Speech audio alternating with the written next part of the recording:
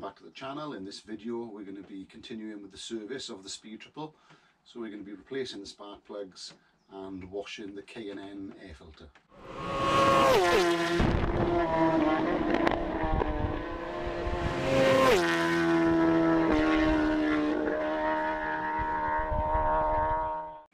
Okay, so here we go. We're going to start with removing the tank and fitting the plugs. I've gone for Iridium plugs this time, purely because they last longer. So the first thing we're going to do is remove the tank. Now you don't need to remove the tank just to get to the air filter, but you do to get to the plugs. So we might as well take it off. I'll probably fast forward this bit because there is a separate video, which I'll put a link in the description, of an in-depth video on taking the tank off. So the controller for my heated grips is stuck to the bodywork of the tank.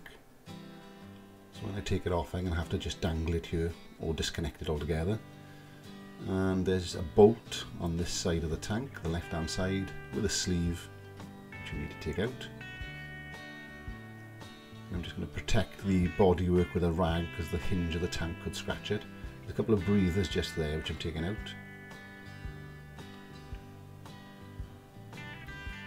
Bit more rag just in case for spillage, because you're going to disconnect your fuel supply. And then there's two other connectors which you can't get mixed up.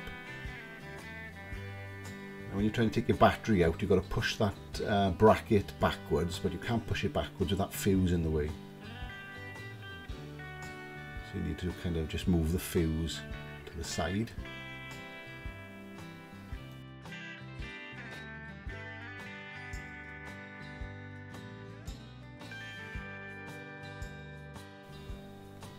So we're going to remove the air filter for cleaning. You don't need to take the air filter out if you're only looking to get the spark plugs out.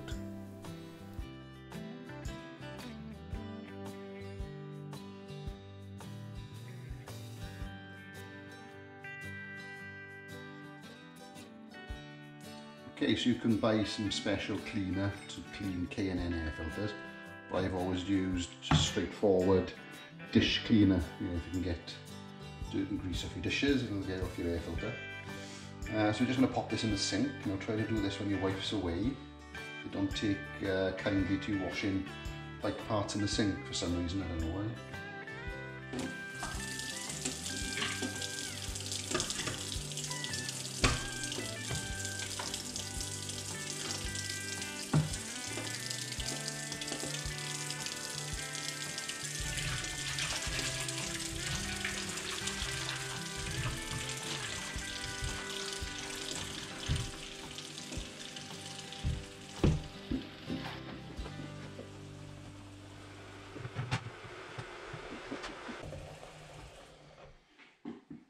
Okay, so we're just going to let that soak for a bit.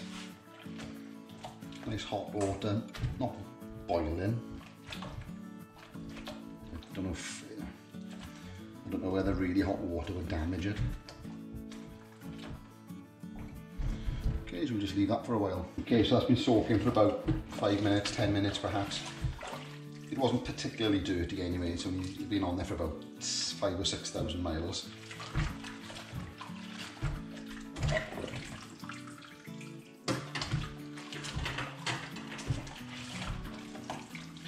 Okay, so now what we're going to do is just swill it with cold water.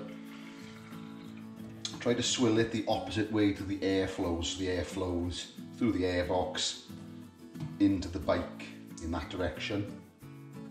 So you want to put water through this side.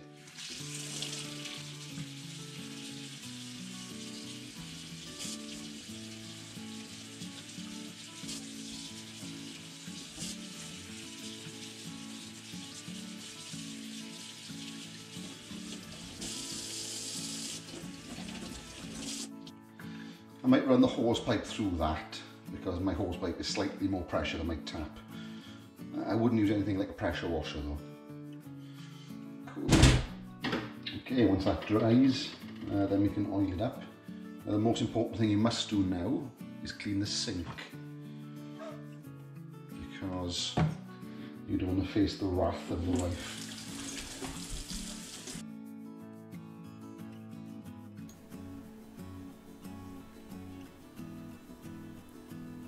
Okay, be careful when trying to take this cable off. It's very, very tight for some reason. I'm not entirely sure why.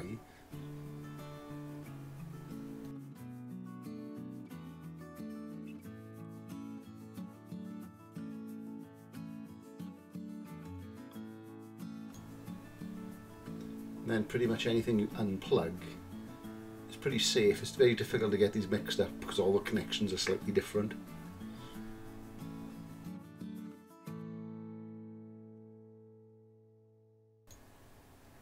And we've got 4 bolts here holding the airbox in. Only 2 of them actually hold the airbox, 1 on each side, and then you've got another 2 holding the bracket that the airbox is bolted to. But you will have to undo all the bolts because the bracket gets in the way of the airbox.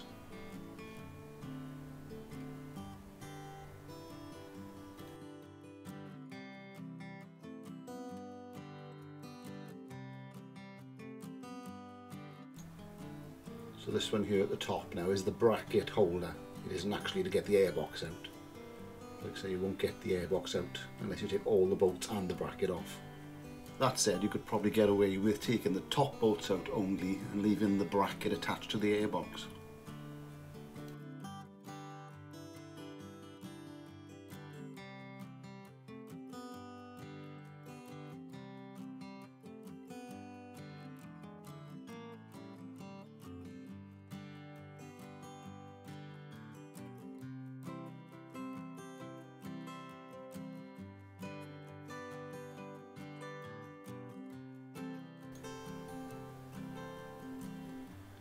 I like to put the screws back into certain places just in case you get them mixed up or lost.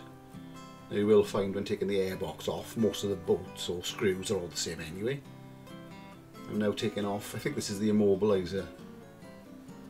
You can either unscrew it like I'm doing here, or if you go up the right hand side of the airbox there is a block connector that you can disconnect. One is just as simple as the other to do.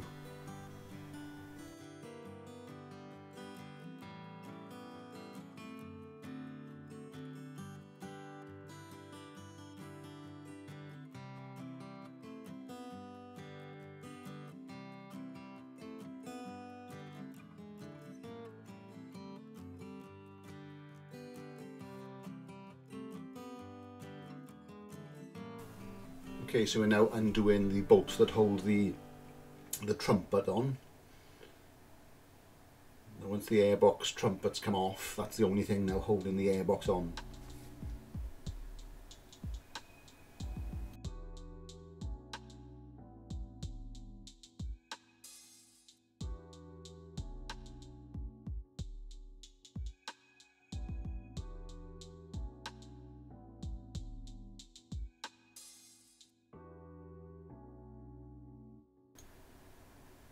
Okay, again now there's just another little hose down here. This is I think it's a breather hose, and then to the right hand side of it there's a drain hose.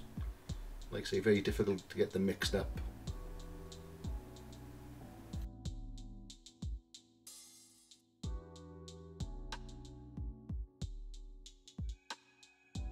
Okay, now with the airbox off we can now get down to the job at hand.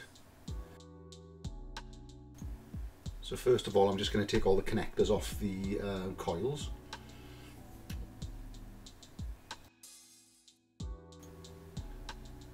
And we're going to start with cylinder number 3. We're going to take the coil off. Carefully when you're pulling it off, you don't want to pull it off at an angle, or yank it, or prise it, or pull it with something like a pliers. Just pull it up gently.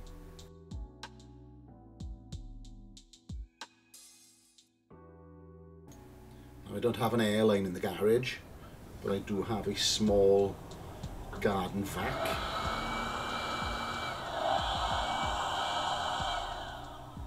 It's a good idea just to blow all the dust and debris out of the spark plug bore.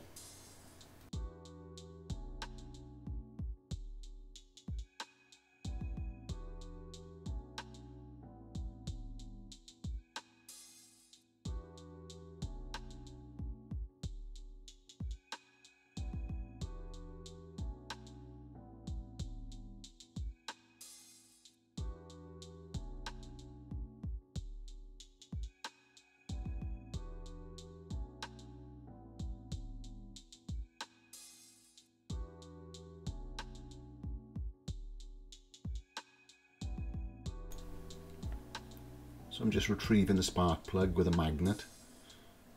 Quite often your spark plug socket will incorporate a rubber grommet to kind of grip the spark plug.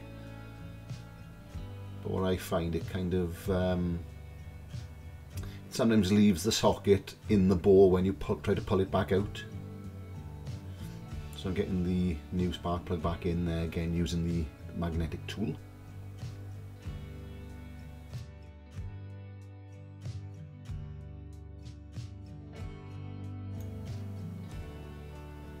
It's hard to see on this angle, but the bracket just above it is making it difficult to get an extension bar in, but you will get a small one in. So I'm just gently turning the spark plug in with my fingers. You should then feel it cross thread if it does.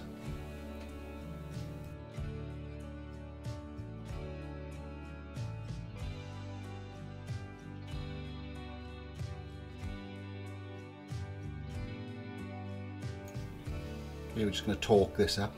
It's 12 Newton meters on this spike.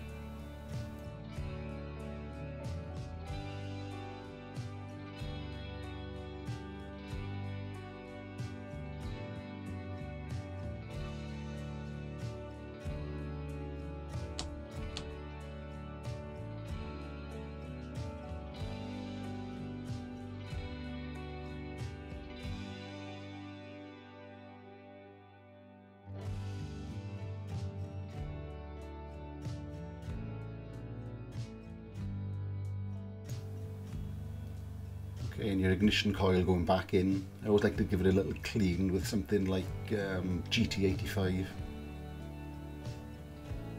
Make sure you push it home nice and firm.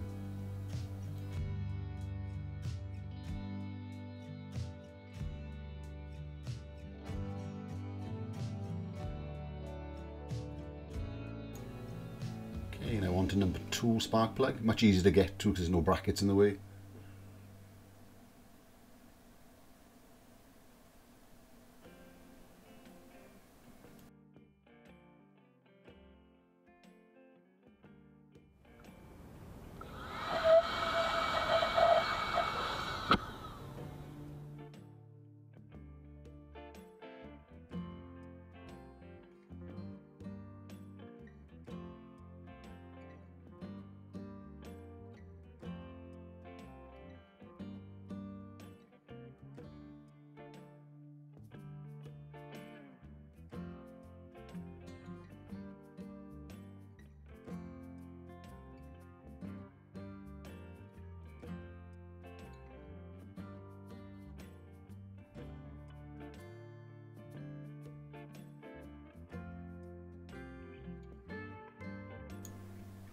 Okay, so out with number 2 spark plug and quickly back in with the new spark plug.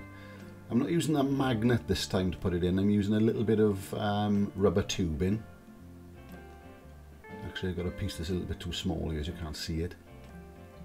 But the advantage of using the rubber tubing is if you do cross thread it, yeah, you can just see me pull it off. If you do cross thread it, the rubber hose will come off before anything goes wrong.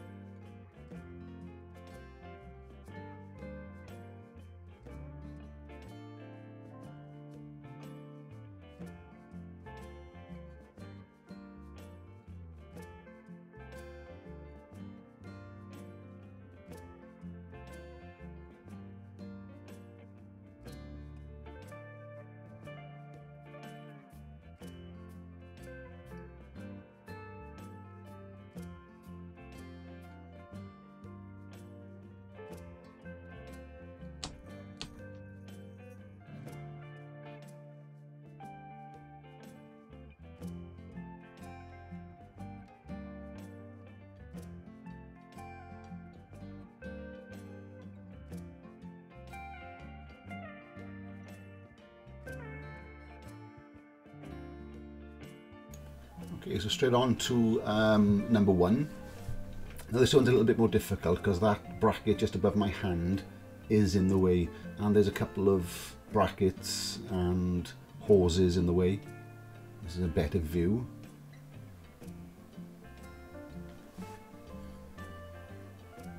So there's a little clip down there somewhere. You can kind of just push it out of the way with your finger. Be careful because it is plastic, and there's a hose running past it which you can kind of lift out of the way. You can see me having a little bit of trouble there. Just take your time.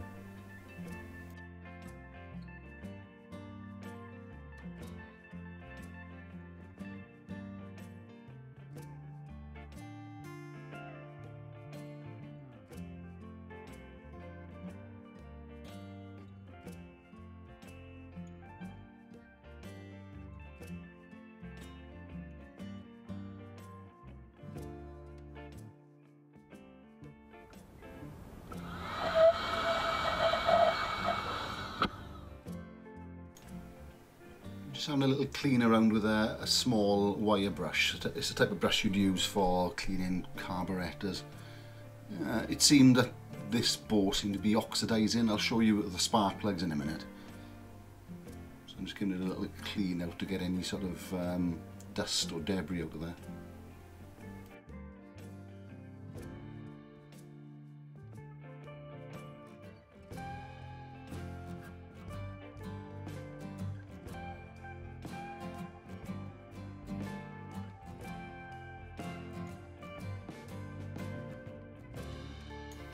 And again now just getting rid of some of the dust that I may have disturbed.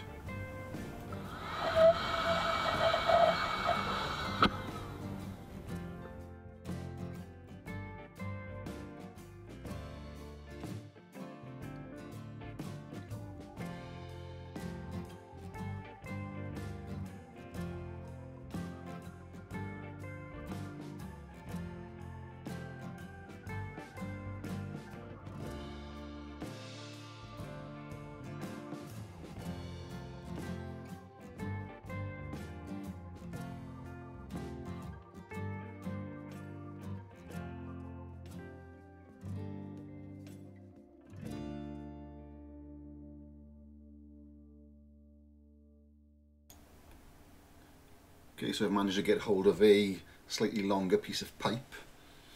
That little pipe that I was using, I nearly dropped down into the cylinder bowl. So when you use the pipe, it makes it a little bit easier because you can just twist it.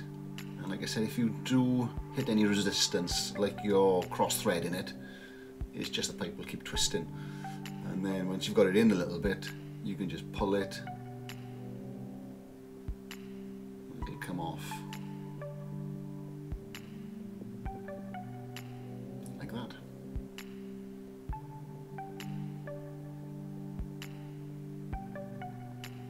So you can see the bracket is getting in the way there. I can't get the spark plug socket and extension in together, so I've got to drop the spark plug socket in first, then put the extension bar on, and then doing it up finger tight to start with. Like I say, if you feel any resistance, you are cross-threading it.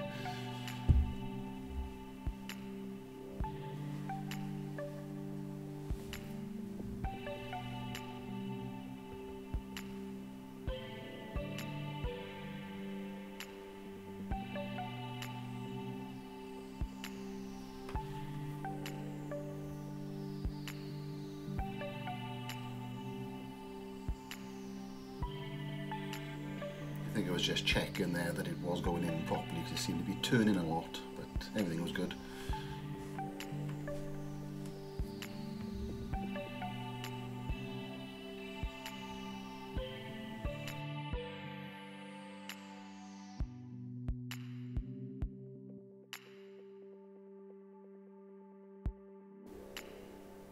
Again with a torque wrench, remember it is 12 Newton meters.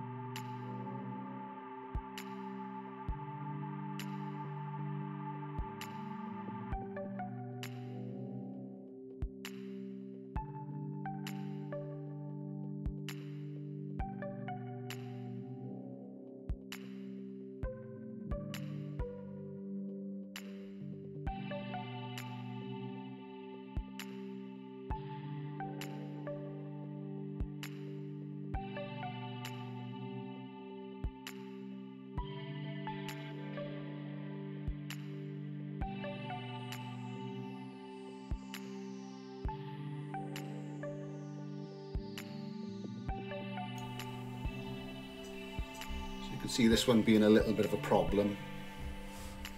That pipe there is just in the way.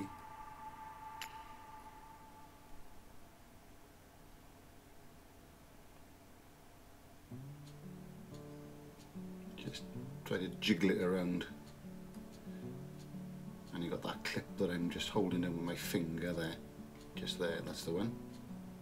Just push it in, and it should give you a little bit of room.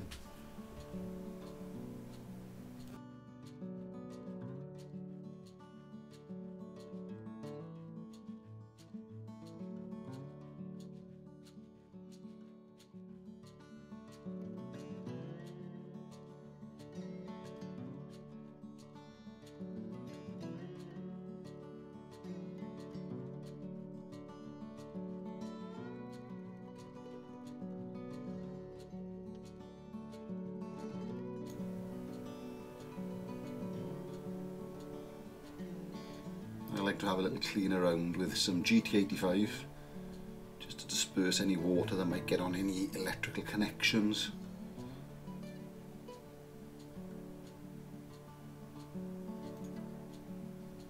Just connecting up the coil connectors, the power supply. Whilst you're there, just have a little look around for any damaged wires, any rubbing or chafing or splitting.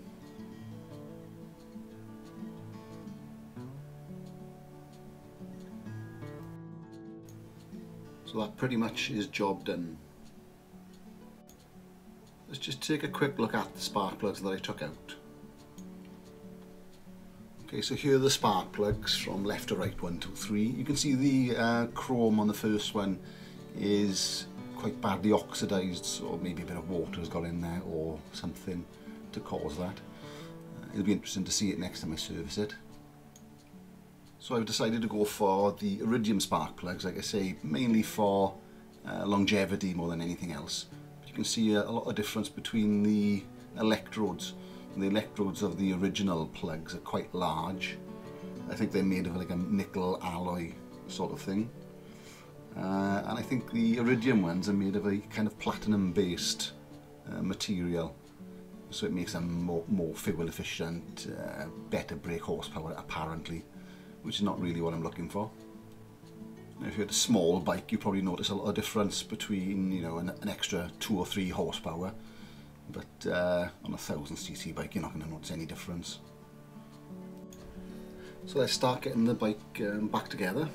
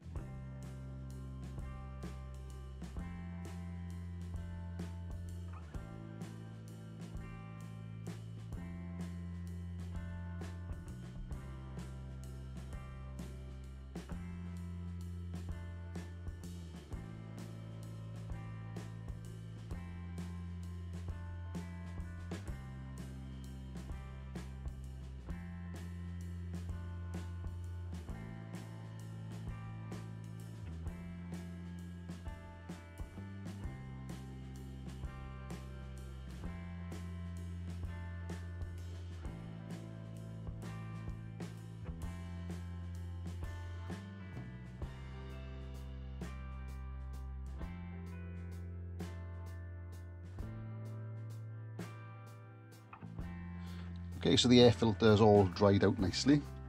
Now remember, this is the flow of air coming this side, going into the engine that side. So when you spray the K&N oil on it, you spray it on this side. Okay, so when spraying this, I don't think you need to go mad. You don't have to drown it in K&N oil. I've read a few things on internet forums and stuff of people complaining that it's caused problems with things like oxygen sensors and stuff like that because it's been covered in K&N oil. Well, you obviously put too much on. It's literally, you don't need much at all. So the instructions are telling me to spray evenly along each pleat, hold the nozzle about 3 inches away. Do not spray in a circular motion. Let the air filter stand for 20 minutes and respray any visible spots. So this is pretty much all I'm going to give it.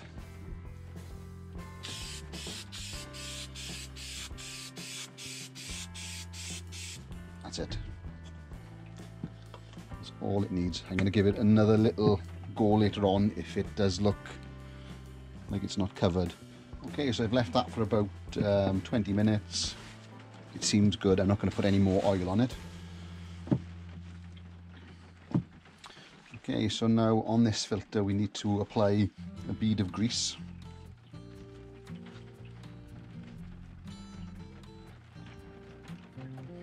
This is just to help it seal, apparently.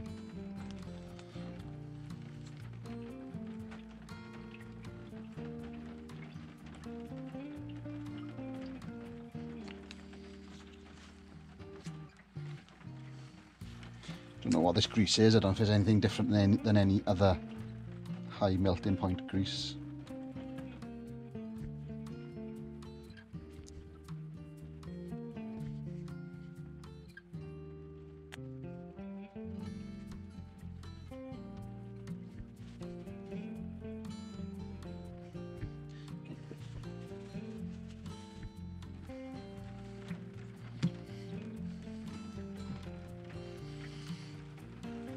Now in the instructions I always find it a little bit confusing. I'll see if I can get a diagram and flash up on the screen where it tells you on the inside of the airbox, pretty much where these pieces come down here. It tells you to grease the portion of the airbox, if I remember rightly, I can't remember the wording. Grease the portion of the airbox where the two separating parts meet, just to make sure it seals properly. Now I've never had to do that on any other air filter, or even I've never had grease on any other K&N air filter before, so I don't know why this one does. So I'm going to put some in the airbox, but it's a very tight space. Quite easy if you've got small hands, but I can't get in there. I'm just going to put some here, which is where I think it is talking about.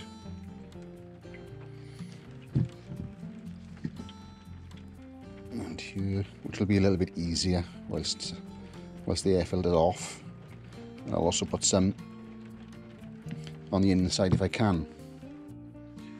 Okay, so just want you to put a little bit of grease on the inside there where the two surfaces meet. And like I say, it's just a little bit tight.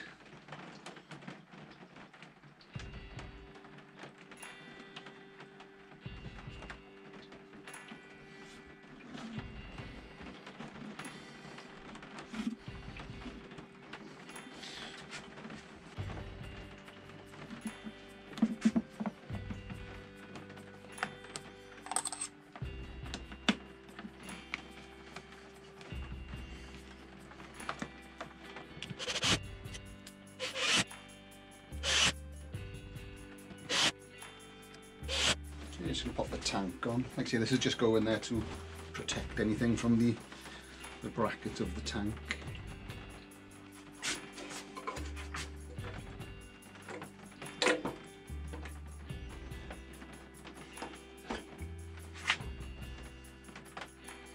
Okay, so we've got the pin and screw greased slightly.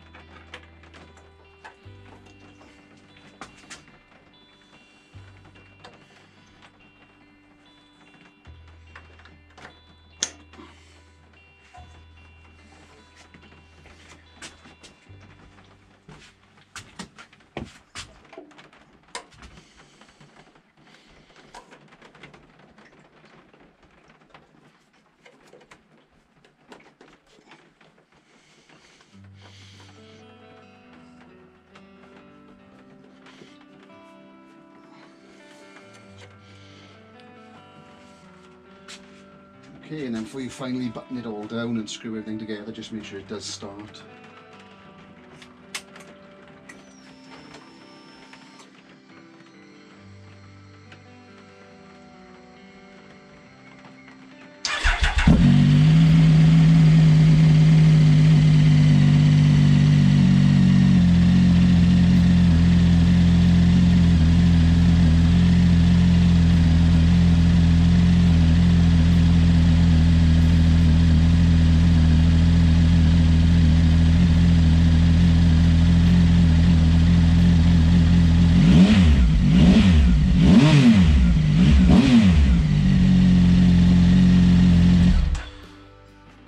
Okay, so that sounded okay. That's the spark plugs changed, the air filter cleaned and greased. Like, share and subscribe. Thanks for watching.